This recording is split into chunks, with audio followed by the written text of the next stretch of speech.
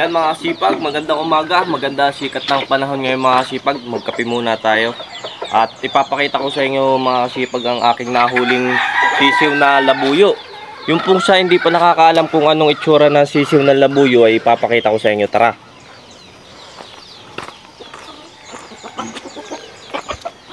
Yan mga kasipag, ito nga po pala yung nahuli ko sisiw na labuyo mga kasipag. Pakita mo. Yan. Yan po oh. Nahuli ko po yung kahapon yung sisiw na labuyo. Ayan po yung napakailap at nalipad. Kaya ang ginawa ko po kahapon, pinutulan ko ng pakpak. Yan o, kita nyo naman, putol yung pakpak. Ayan pong itim na yan, ayan po hindi labuyo. Ayan po yung Tagalog mga kasipag. Yun lang po maliliit na yun ang labuyo po, na sisiw ng labuyo. Nakatago pa po din yung tatlo sa loob. Nakatago yan, may ilap po yan eh, kaya natago sa madidilim ang mga labuyo o mga sipag.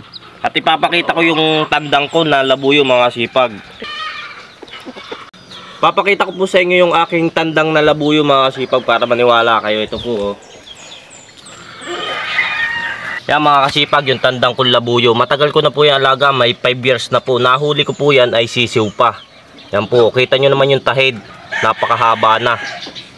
Yan po mga kasipag. Sisiw pa po yan nung nahuli ko dito sa tabihan ng aming bahay dahil gubat na. Ayan po, mabait na.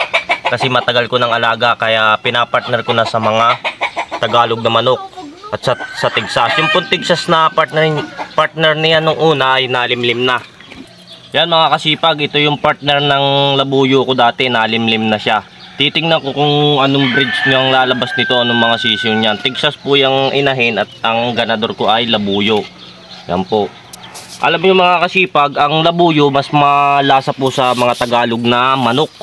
Kasi ang mga tinutuka lang po ng mga labuyo sa mga gubat ay mga gabi, yung mga bunga, mga prutas. Yan po tinutuka ng mga labuyo. Ang labuyo po ay napaka taas lumipad. Kaya mahirap pong hulihin niya sa mga gubat-gubat. Ang ginagawa po ng mga manghuhuli niyan ay sinisiluan. Yung kung tawagin po sa amin ay payapak.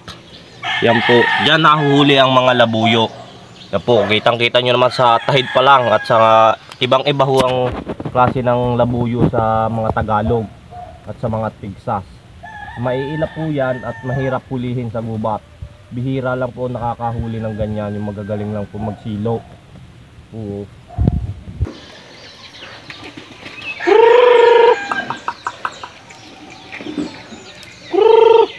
Dito ka na.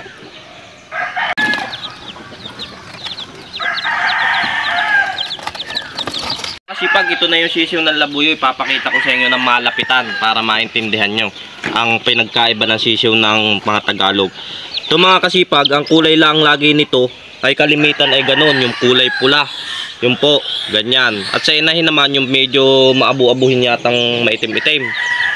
Yan, ito sisiw ng labuyo mga kasipag. Kaya naman, kaya pinutulan ko po ng pakpak kasi ang taas na nito lumipad. Nung hinabol ko ito sa gubat ay napakabilis. Hindi ko kung hindi ko binilisan ng takbo, hindi ko maabutan. Yan po oh.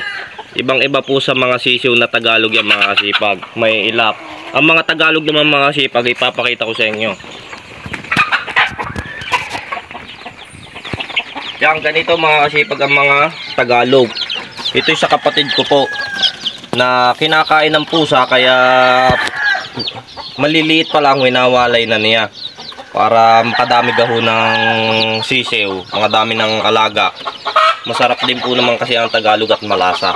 Mga kasipag, hanggang dito na lang po. Sa susunod pong video ay manghuli tayo ng mga labuyo mga kasipag. Kaya po maraming salamat po. Pa-like and follow na lang po sa aking page. Thank you po.